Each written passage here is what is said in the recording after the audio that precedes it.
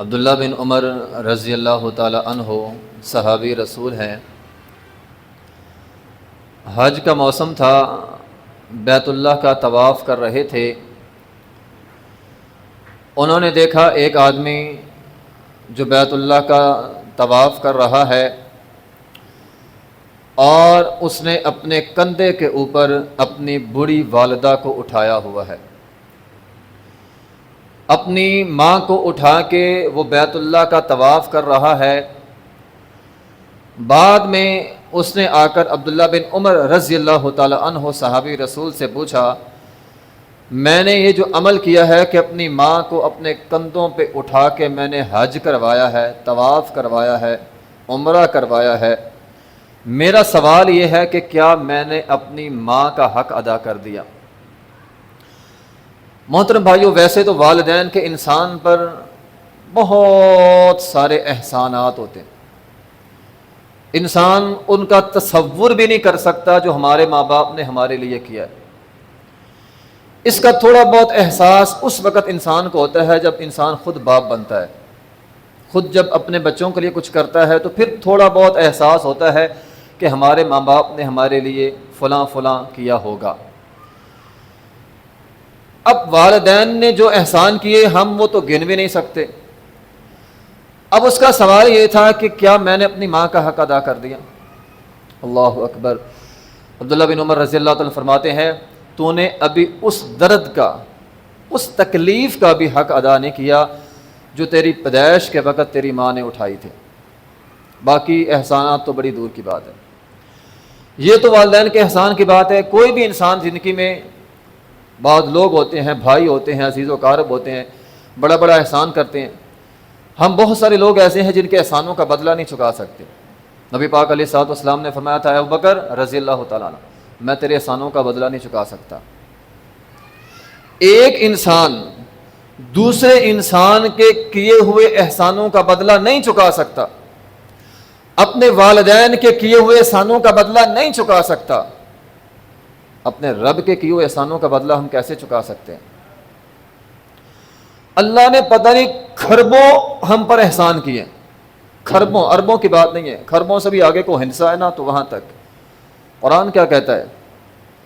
دنیا کا سارا پانی سیاہی بن جائے، دنیا کا سارا سیلاب سیاہی بن جائے، دنیا کے سارے سمندر سیاہی بن جائیں، دنیا کے سارے درخت کی کلمیں بن جائیں، تمام مخلوقات لکھنی شروع کر دے، مجھ پر آپ پر جو اللہ نے احسان کیے ہیں وہ لکھ نہیں سکتے۔ یہ قرآن کی بات ہے۔ ہم پر اللہ تعالیٰ نے اتنے احسان کیے لیکن کبھی اللہ نے احسان جتلایا نہیں۔ ہاں، ایک احسان ہے جو اللہ نے کیا اور کر کے جتلایا بھی کہ یہ میں نے تم پر احسان کیا ہے، اور وہ قرآن کہتا ہے، لَقَدْ مَنَّ اللَّهُ عَلَى الْمُؤْمِنِينَ إِذْ بَعَثَ فِيهِمْ رَسُولًا مِّنْ أَنفُسِهِمْ۔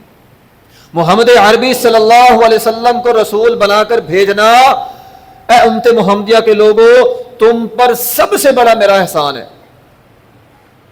اور سچی بات ہے، کبھی ہم نے غور نہیں کیا، ورنہ یہ اللہ کا سب سے بڑا احسان ہے۔ یہ اللہ کا اتنا بڑا احسان ہے، تمام انبیاء کرام اللہ تعالیٰ سے یہ دعا مانگتے رہے ہیں، اے اللہ ہم کو امت محمدیہ میں شامل فرما، اور اللہ نے یہ نعمت ہمیں بن مانگے دے دی۔ ہم مسلمانوں کے گھروں میں پیدا ہوئے، کبھی غور ہی نہیں کیا بھی اللہ تعالیٰ کی کتنی بڑی نعمت ہے، ہم مسلمانوں کے گھروں میں پیدا ہونے والے ہیں۔ ہمارے پیغمبر محمد عربی صلی اللہ علیہ وسلم تمام انبیاء کے سردار ہیں، تمام انبیاء سے افضل ہیں، اور ہم ان کے امتی دنیا کی تمام امتوں سے افضل ہیں۔ کبھی اور نہیں کیا؟ کنتم خیر امت اخرجت للناس، دنیا میں جتنے لوگ آئے ہیں ان تمام لوگوں میں وہ لوگ افضل ہوتے ہیں جو اپنے وقت کے پیغمبر کی بات ماننے والے ہوتے ہیں۔ ان تمام افضل مخلوقات میں، تمام افضل لوگوں میں، تمام افضل امتوں میں سب سے افضل امت میں اور آپ ہیں، امت محمدیہ کے لوگ ہیں۔ اور یہ نعمتیں اللہ تعالیٰ نے، آپ یوں سمجھے، بن مانگی ہمیں دی ہوئی ہیں۔ ہم نے کوئی اس کے لیے قربانیاں نہیں دی، کوئی محنتیں نہیں کی۔ مسلمانوں کے گھروں میں پیدا ہونے والے، لا الہ الا اللہ محمد رسول اللہ پڑھنے والے ہیں، اللہ تعالیٰ نے کتنا بڑا احسان کیا ہوا ہے۔ اللہ تعالیٰ نے ہم پر کتنا بڑا انعام کیا ہوا ہے. ہمارے پیغمبر علیہ الصلوۃ والسلام، میں کہتا ہوں ہر لحاظ سے بڑی نعمت ہے. رسول اللہ صلی اللہ علیہ وسلم نے فرمایا ان مثلی ومثل الناس کمثل رجل استوقد نارا استوقد نارا. فرمایا میری مثال تمہاری مثال ایسے ہے جیسے ایک بندہ ہو، اس نے آگ جلائی ہو. آگ جلا کے بندہ بیٹھا ہے، جب روشنی ہوتی ہے، روشنی پر بارشوں کے موسم میں کو کیڑے پتنگے بھی آتے ہیں روشنی لینے کے لیے، لیکن آ کر گر کر مر جاتے ہیں. بلب چلایا ہو، اس کے ارد گرد کیڑے آتے ہیں، آ کر مرتے رہتے ہیں، پتنگے وغیرہ. فرمایا وہ آدمی بیٹھا ہے آگ کے اوپر اور پتنگوں کو ہاتھوں سے ہٹا رہا ہے. فرمایا میری مثال اس آدمی کی طرح ہے، تم لوگ جہنم میں جا رہے تھے اور مجھے اللہ تعالیٰ نے نبوت عطا کی، میں تمہاری پیٹھوں سے پکڑ پکڑ کر تمہیں جہنم سے آزاد کروا رہا ہوں. یہ ہم پر احسان ہے ہمارے پیغمبر کا. ہم لوگ تو جہنم کے راستے پہ تھے، اللہ کے نبی علیہ الصلوۃ والسلام نے ہمیں پکڑ پکڑ کر سیدھا راستہ دکھلایا ہے، ہمیں پکڑ پکڑ کر جہنم سے دور کیا ہے. ہمارے نبی علیہ الصلوۃ والسلام، اللہ اکبر، جو انسان، صحابہ کرام رضوان اللہ اجمعین فرماتے ہیں نبی علیہ الصلوۃ والسلام کا چہرہ اتنا پر نور ہوتا تھا، اتنا روب ہوتا تھا، اور اتنی اللہ تعالیٰ نے حیا دی ہوئی تھی نبی علیہ الصلوۃ والسلام کو، ہم جی بھر کے آپ کا چہرہ نہیں دیکھ سکتے تھے.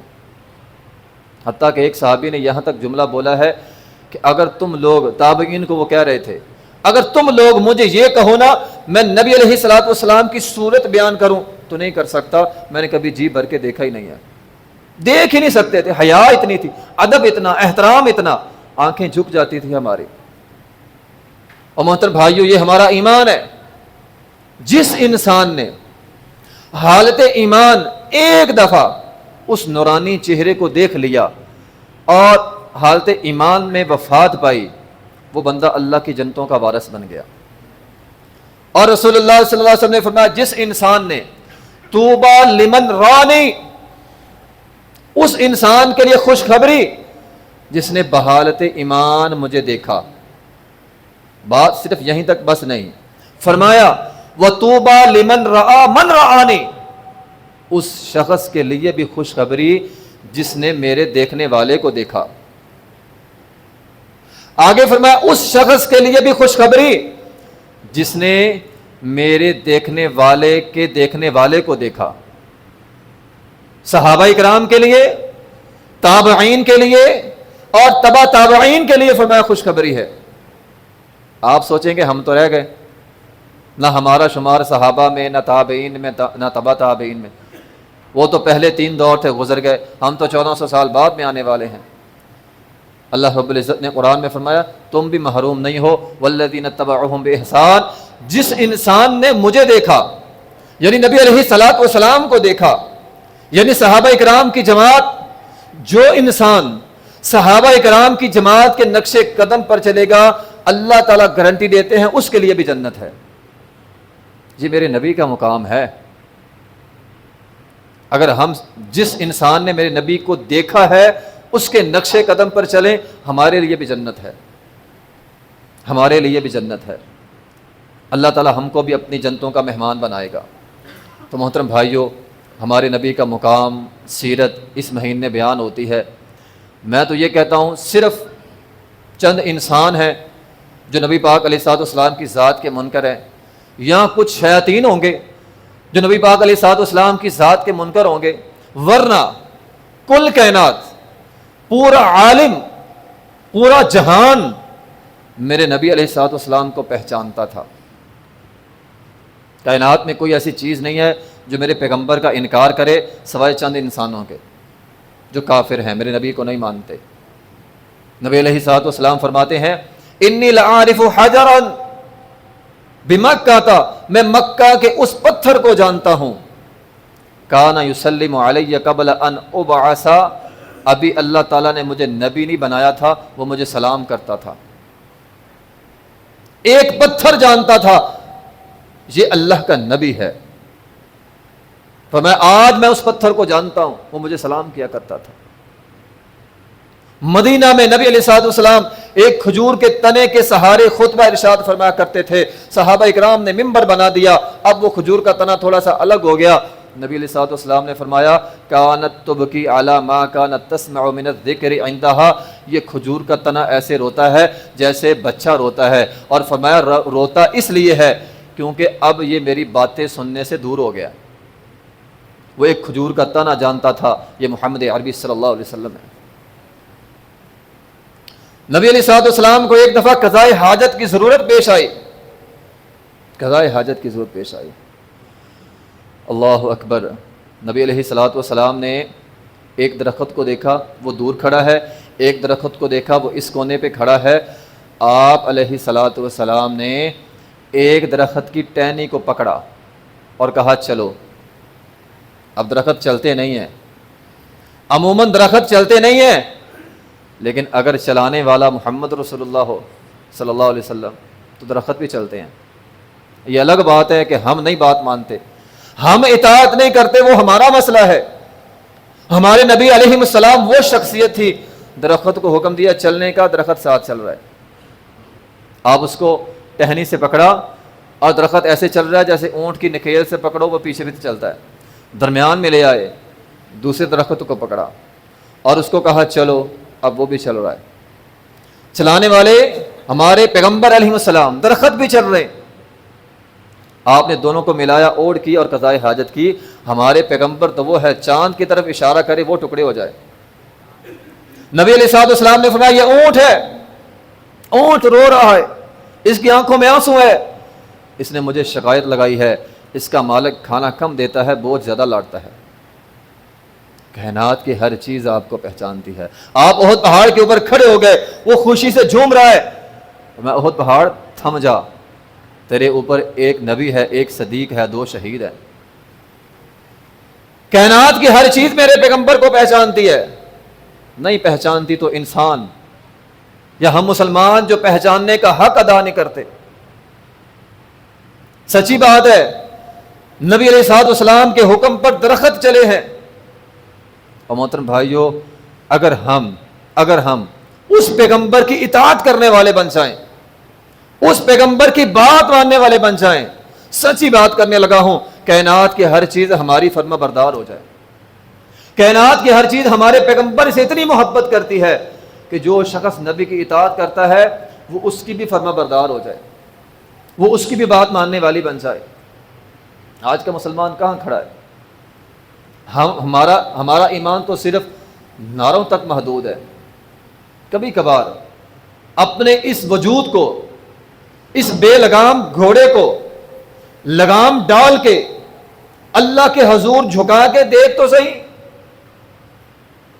کبھی اپنے نفس کو جھنجھوڑ اور اس کو قید کر کے کھینچ کے لا کے اللہ کے حضور پیش کر کے نبی علیہ الصلوۃ والسلام کی اطاعت پر لگا تو صحیح۔ دیکھ اللہ تیری کہاں کہاں سے مدد کرتا ہے، اللہ تیری کہاں کہاں سے مدد کرتا ہے۔ کبھی اپنے نفس کو ہم نے جھنجھوڑا ہی نہیں ہے، اطاعت رسول پہ لگایا ہی نہیں ہے، ہم صرف نعروں تک محدود ہیں۔ ربیع الاول کا مہینہ آ جائے، ہم عاشق رسول ہیں، ہم محب رسول ہیں۔ سچی بات ہے، محبت کرنا اور یہ دعویٰ کرنا اور یہ نعرہ لگانا ہمارا ایمان ہے، لیکن بات صرف دعووں تک نہیں ہونی چاہیے نا۔ ہم تو نعرہ لگاتے ہیں ہم محب رسول ہیں۔ میں کہتا ہوں جو انسان نبی علیہ الصلوۃ والسلام سے محبت نہیں کرتا وہ ایمان کی الف پر بھی ابھی نہیں پہنچا۔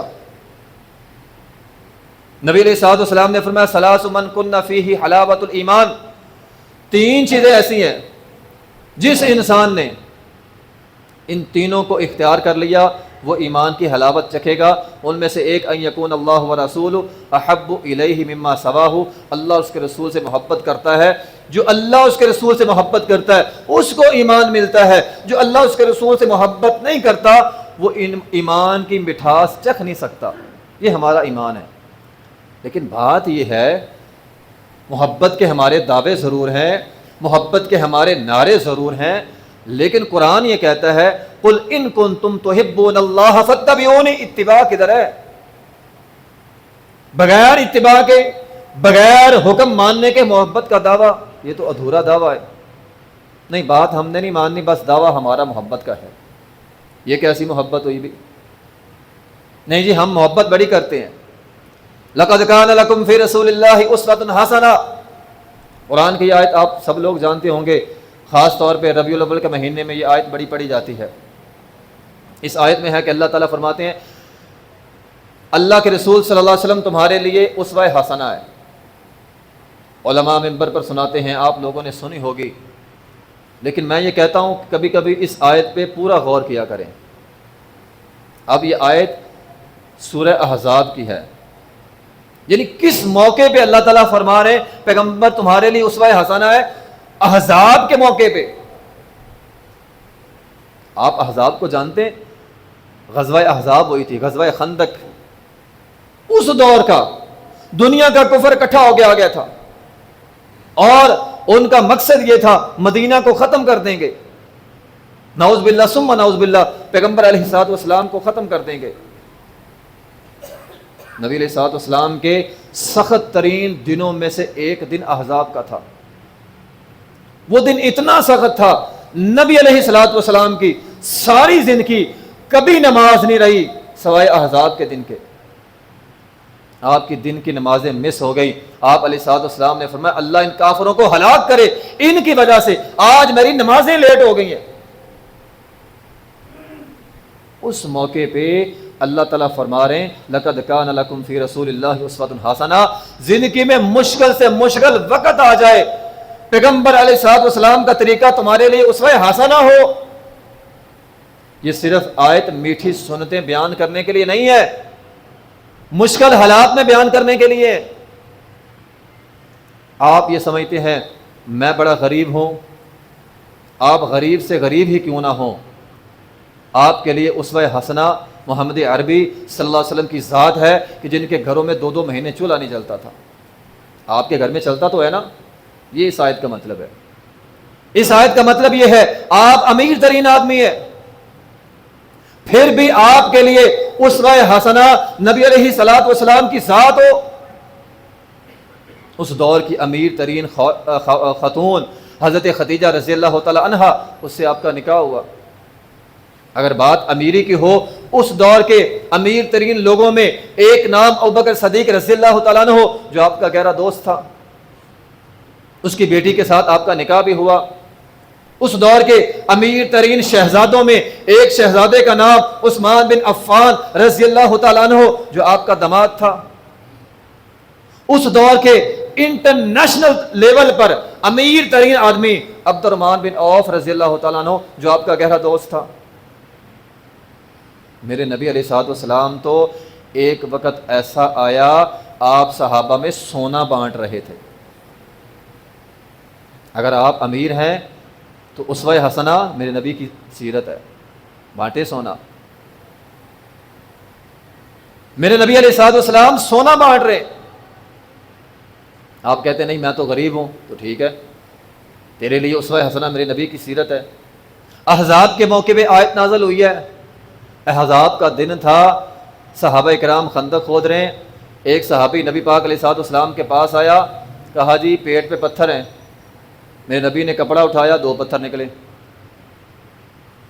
اگر تو غریب ہے، کبھی زندگی میں بھوک کی وجہ سے تو نے پیٹ پہ پتھر نہیں باندھا ہوگا۔ میرا نہیں خیال آج تک ہم پر ایسی نوبت آئی ہے کہ غریب سے غریب بندہ وہ بھی مانگ کے کھا لیتا ہے۔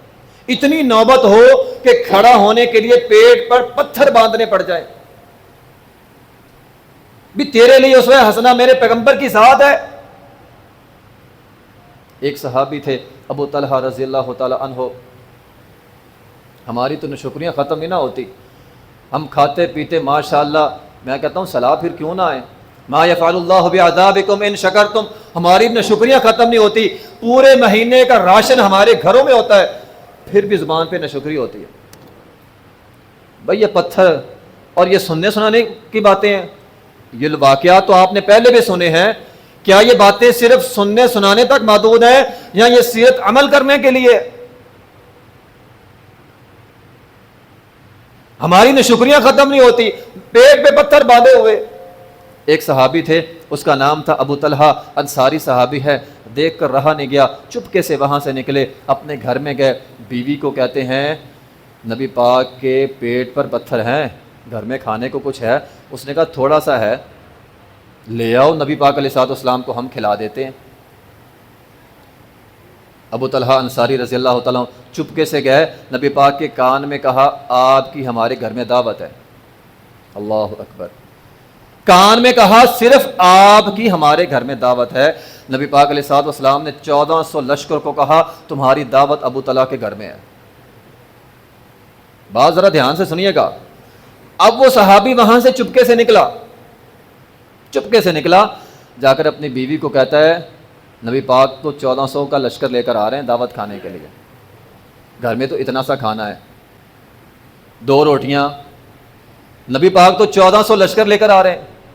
وہ عورتیں بھی کمال ایمان والی تھیں، آج مہمان کی جگہ 2 مہمان کی طرح 4 آ جائے تو گھر میں لڑائی پڑ جاتی ہے۔ وہ عورتیں بھی کمال تھیں، کہنے لگی تو نے دعوت کس کو دی ہے؟ کہا میں نے تو نبی علیہ الصلوۃ والسلام کو دی ہے۔ صحابہ کو دعوت کس نے دی ہے؟ نبی پاک نے دی ہے۔ تو کہا یہ نبی پاک کا مسئلہ ہے، تو پریشان کیوں ہوتا ہے؟ یہ تو نبی پاک کا مسئلہ ہے، دعوت نبی پاک علیہ الصلوۃ والسلام نے دی ہے، تو پریشان کیوں ہوتا ہے؟ نبی علیہ الصلوۃ والسلام گھر میں آئے، وہ تھوڑا سا کھانا 1400 کا لشکر کھا گیا۔ اور محترم بھائیو، یہ واقعہ آپ لوگوں نے سنا ہوگا، میں اس میں جو بات سمجھانے لگا ہوں آپ کو وہ یہ ہے کہ نبی پاک علیہ الصلوۃ والسلام کے پیٹ پر پتھر تھے، روٹی ہاتھ میں آئی، آپ نے وہ ایک ہی روٹی اٹھا کے 1400 لشکر کو دے دی۔ سلاب زدگان ہمارے سامنے ہے، آپ کہیں میرے پاس کچھ نہیں ہے، خدا را ایک روٹی اپنی اٹھا کر ان کو دے دے۔ میرے پیغمبر بھوکے تھے، ایک روٹی ہاتھ میں آئی، آپ نے بانٹ کر کھائی۔ ہم کہتے نہیں یہ میں رکھ لوں، یہ میرے مہینے کا ہے، یہ میں رکھ لوں، سلاب زدگان کو دیکھی جائے گی۔ اور محترم بھائیو، اس وقت جو ہمارے ملک کی صورتحال ہے، نبی پاک علیہ الصلوۃ والسلام کی سیرت ہمارے لیے پیغام ہے۔